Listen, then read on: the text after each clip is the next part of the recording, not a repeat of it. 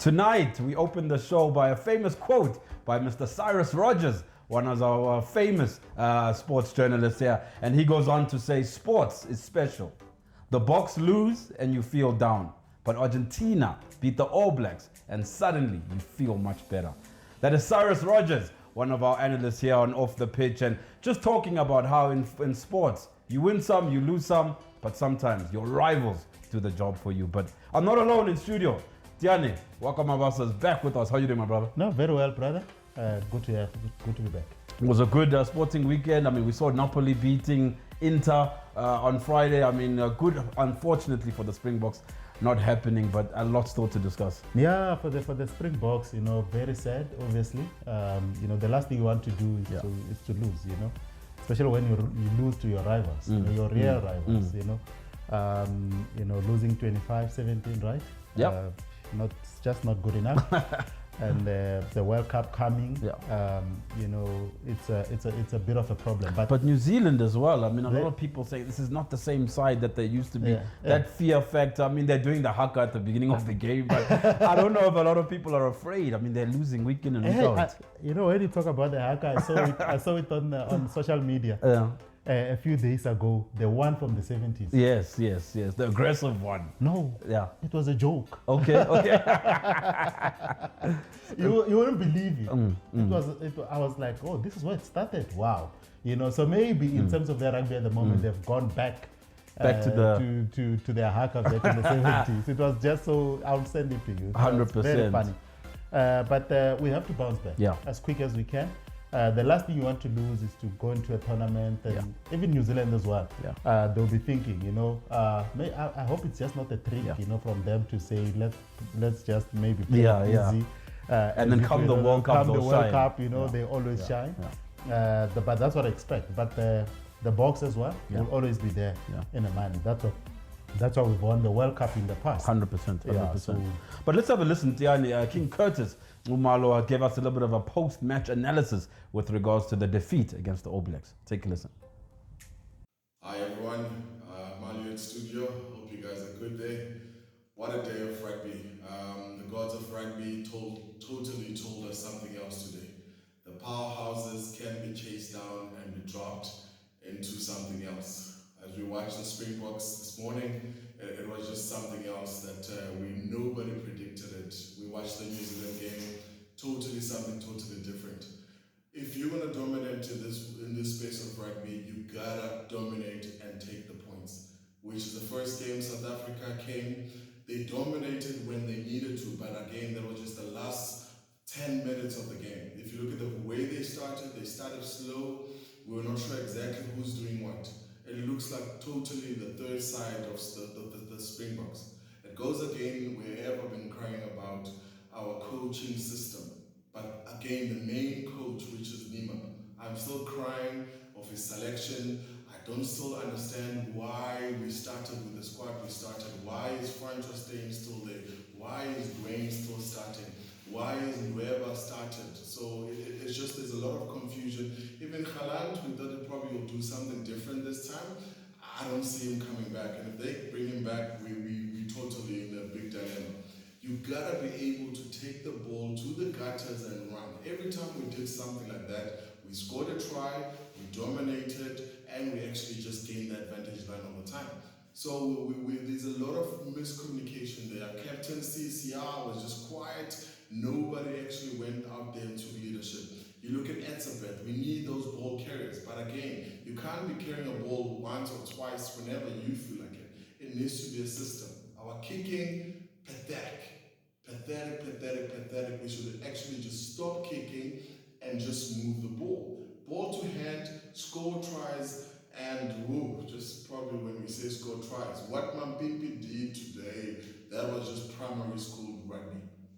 That is not allowed. Whoever at a wing at that level of play, do you just want to dive over another player?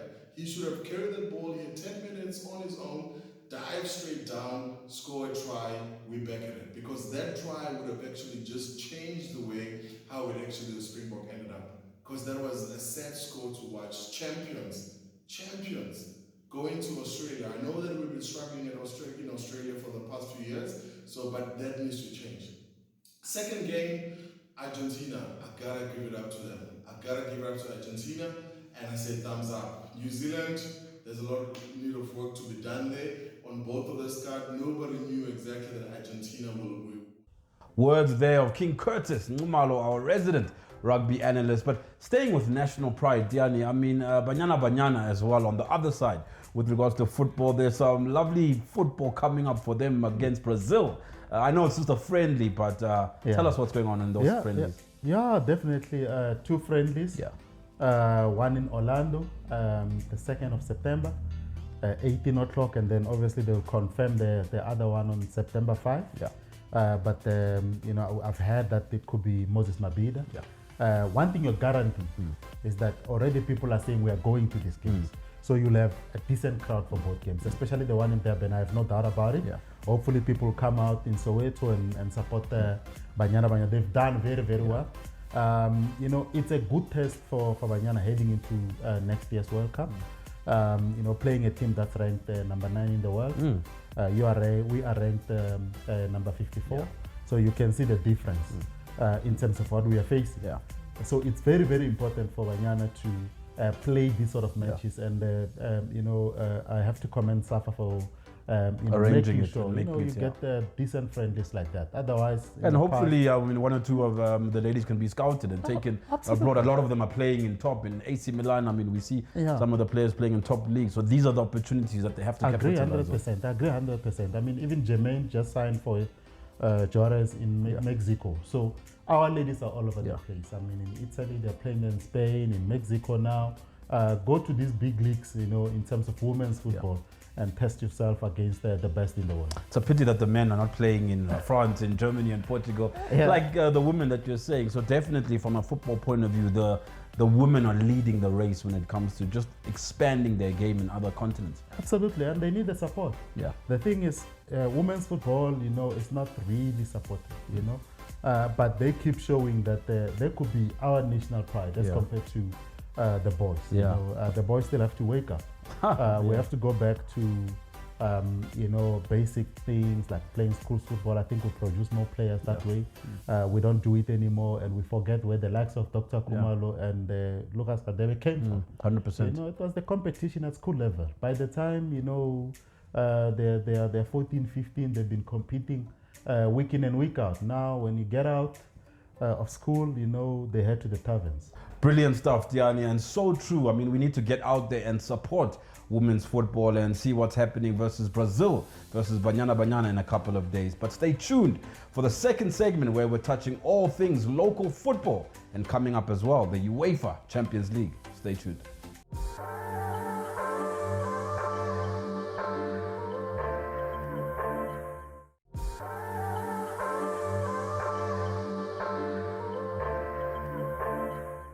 Segment 2, Off the Pitch. Still here with Tiyani Mabasa, talking all things international as well as local sports. But Tiyani, the latest with regards to Percy Tau, we've been hearing obviously this past weekend on social media. Is he in the country? Is he not? I mean, Al Ahly played on the weekend, but what's currently happening with him? Because I'm sure a lot of teams want his signature. Yeah, you know, it's an unfortunate situation for him. And I've picked up that when he plays for the national team as well, doesn't have the support from his countrymen, you know, which is disappointing. You know, everyone is saying, Percy off form, Percy is no longer the same, Percy this, Percy that. We don't support him anymore. You know, for me, it's a difficult situation for him. People have to understand that since he got to Al Ahly, he's been through a lot of injuries. And the reality is that they're not going to keep him. That's the reality for him. Are they not keeping him because Pito's gone, or is it football reasons? Because I would like to assume from an ability point of view, he's got what it takes to play at that level. But is it the fact that Pito's not there, he's not in with the current coach? I think it's got to do more with Coach Pito not being there, you know, because from a football point of view, when he's played, he's actually delivered. Yes, he has. You know, even in the semi-finals of the Champions League, you know, he scored a brace, you know.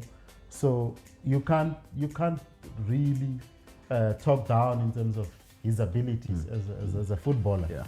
But the fact is, the coach who's there doesn't you know, fancy him, it happens, you know. And people are going to talk about Percy coming back and so on and so on, which is what we expect. Obviously, the speculation has been overdrive. Really we're sad about situation. A big player, yeah. So, but I've read, you know, recently that the Anderlecht in Belgium were keen, and he did very well for them when he was on loan. Sorry to interrupt you. It's so funny when you say I've read because you write the stories. I've read or I've wrote. I'm glad you picked that up. You know, 100%. because you know sometimes, you know, you don't know everything. Yes. You know, don't act like it's on some Fabrizio when you're not. Yes. Some of the things we pick up from other publications, and that's what they've been writing, especially the big ones in Egypt. That's the first mention. And the other mention was Orlando Pirates from Egypt as well. Is that a possibility? Yeah, it's a real possibility. You know what Kosa wants, Kosa gets. Yes. But when Motsepe is in the picture, it will Things always change. be a problem. So a lot still happening there with Percy Tau. I mean, such a pity. I mean, obviously he was at Brighton. A lot of people said he should have stayed and fought for his place, decided to move. I mean, was that his decision to leave, or did the club also feel that he's not ready for the EPL yet? I think it was more to do with the club. Percy was willing to fight. You could see that when he goes out on loan, he comes back, he still has the fight in him. You know, but you could see that the club itself doesn't really see much value in him. You know, so I think ultimately that was not his decision. So he was forced to move. That's why he went on loan so many times in Belgium.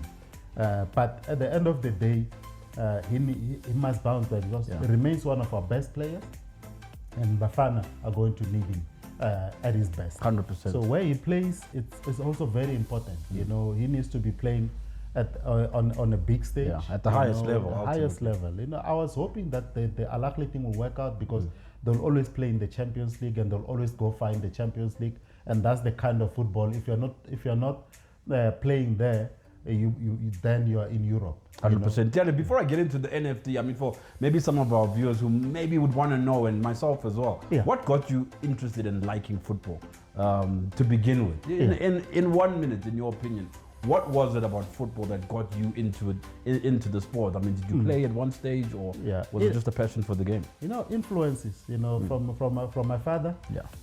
You know, unfortunately, Kickoff magazine now had to close, but that's the first magazine I had in my hands. You know, early in the 90s. Posters on your wall and posters, my school books, all over the place. And he loved the game, my old man. You know, and whatever he did for us was football. So earlier influences. But I realized when I got into the game, you know, I was just not good enough to play professional football. But I realized that I have this love for writing. And when I received the soccer books from my dad, you know, I realized that this thing could be a passion for me. And, you know, from there, you know, there was no stopping me. Tiyani dropped the soccer boots for a pen. Oh man, how things change in the world. But Tiyani, NFT, talk to us with regards to sponsorship. What's happening? I know that the league is obviously starting 2nd of September, if I'm not mistaken. What's happening with regards to that? Yeah, you're right. Big time excitement. Yeah, you know, I'm glad that they've got the Motsepe Foundation to support them. We know that's big money. Hopefully, even the grants are going to be much better. The prize money is going to be much better. Because not long ago, we were talking about the ABC Motsepe League having a bigger prize money than the NFT. And you know, it doesn't make sense. You know, so hopefully with the DStv Premiership on 15 million, then at least you're looking at the Motsepe Foundation at 8 million rand, 9 million rand for first prize. It's good money. It could be very good money for them. You know, also the grants as well. You know, they've always been around 500,000. Push them to 1.5 million, and you know, make it easy for them to run their clubs properly. Because what we see down there is just chaos. You know, so if they have the money to do these things, you know, it could be better. Not only better, because if you've noticed, the last 2 seasons, a lot of players have moved from the Motsepe Foundation Championship to DStv Premiership, which shows that the clubs are realizing that instead of going to buy an average foreign player rather sign. Unearthed from this country as well. Absolutely. And it helps the nation in the long run. 100%. Tiyani, transfers in the last minute, anything happening with regards to potential transfers? There's Kermit Erasmus rumors. I mean, what's going on? Yeah, absolutely. No, I always tell my guys, on social media that remember, it closes on September 22. So there's still time. We still have a long way to go. But it's nice to update the viewers every week. Absolutely. And I'm very happy to do that. And right here, Kermit Erasmus, they spoke about Cape Town City and Amazulu. When I say they spoke about our sources, they said, Amazulu are interested, but he prefers a move to Cape Town City. Home. Not a lot of people know that now at the moment as we speak. But it will be interesting where he ends up. The reality is that there's no future for him at Sundowns. At Sundowns, what's going to happen every season, and that's a reality for a club that has quality. You're going to bring in quality. Season in and season out. You're going to release quality. But ultimately that is fine. I mean, if they are buying quality and not using them, I'm sure there's other teams that could definitely do with the services of the likes of Kermit Erasmus. But the Champions League draw happened last week Friday, and oh man, we want to get into those particular teams and groups. So stay tuned for segment 3, all things UEFA Champions League. Stay tuned.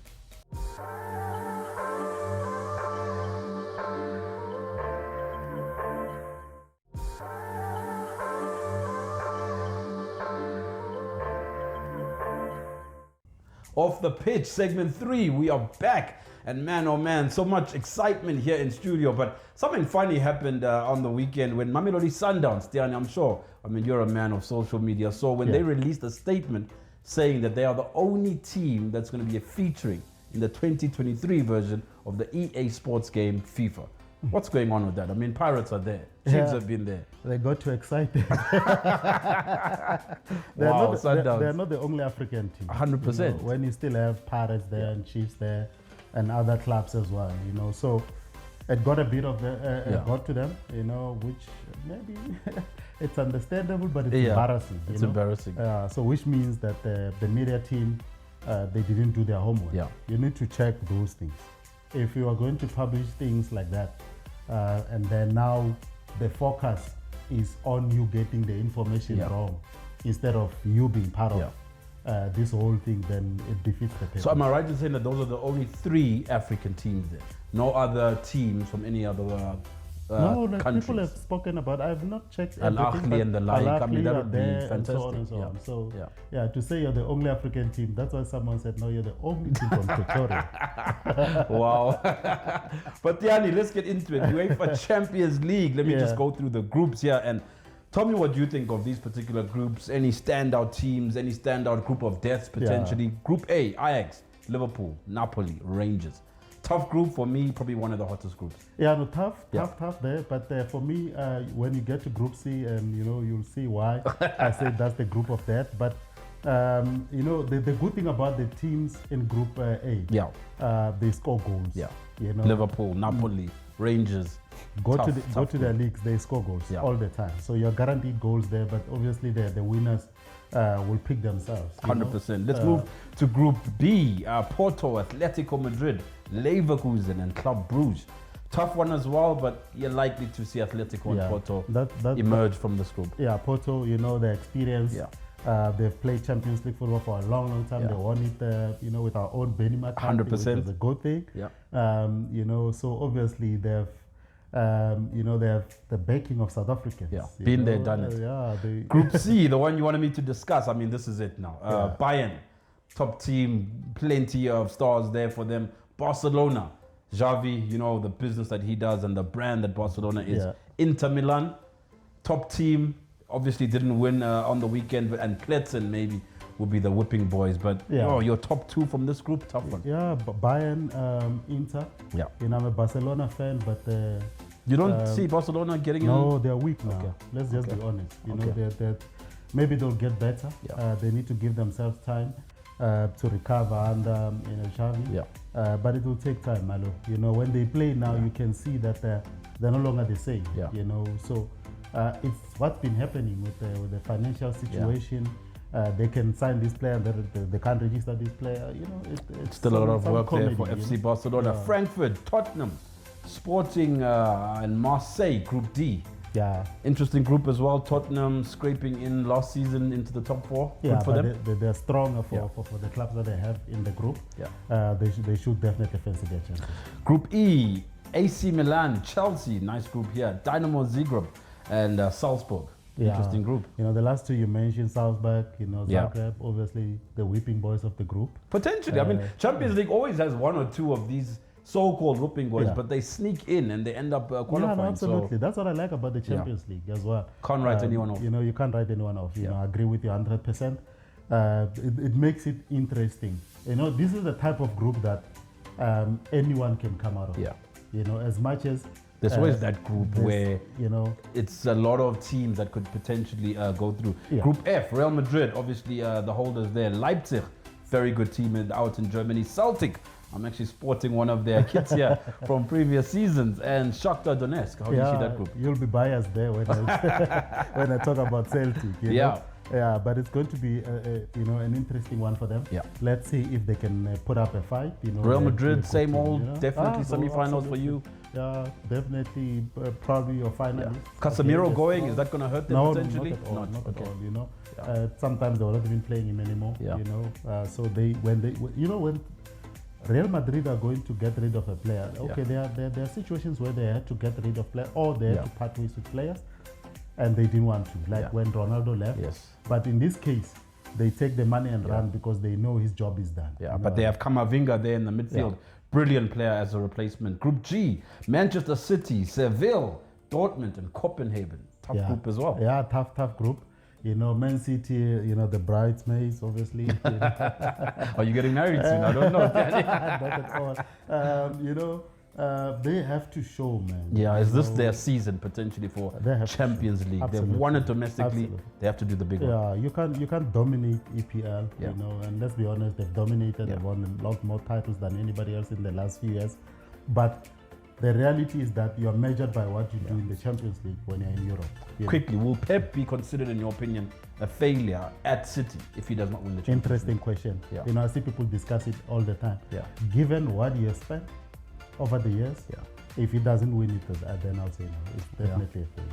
I think I would have to agree. The last group, Tiyani, Group H, PSG, Juventus, Benfica, and Maccabi Haifa. Yeah, no, Maccabi obviously, Haifa. You know, the whipping boys of the group. You know, I've checked that group time and time again, and I don't see a way out for them. But you know, this group is similar to the last one we discussed. PSG also have to prove themselves on this stage. You know, yes, they've done well to get into the final, and you know, but it's that last step, just that one little step that they have to take. It's going to be difficult, but they have the players who can do it. You know, I mean, you have Messi there, you have Neymar there. I don't even have to mention Mbappe. You have to. There was a bit of a squabble between them, Messi and Neymar and Mbappe, but it seems that they've ironed things out. Because proper analysts, you know, or good analysts of the game, they're going to pick on something like that. Because ultimately, you are a team. You know, you play as a team. It's not like some tennis, you know, where you're Djokovic or you're Nadal, you know. So if those guys are not getting along, it affects the whole team. And because those are the big stars in the PSG team. They have to be very, very careful in terms of the relationship that they have amongst themselves. Because 100%. if it's not going well, on the pitch it's going to show. But off the pitch, it's going well. And we are out. Thank you so much, Tiyani, for your time today. Absolutely brilliant. But get in touch with us on our social media pages. Check out our YouTube channel and let us know who you think is going to win the UEFA Champions League. Who knows? You might be sitting here next to us analyzing games and giving us the best in sports and entertainment. But we'll see you same time, same place next week. We out.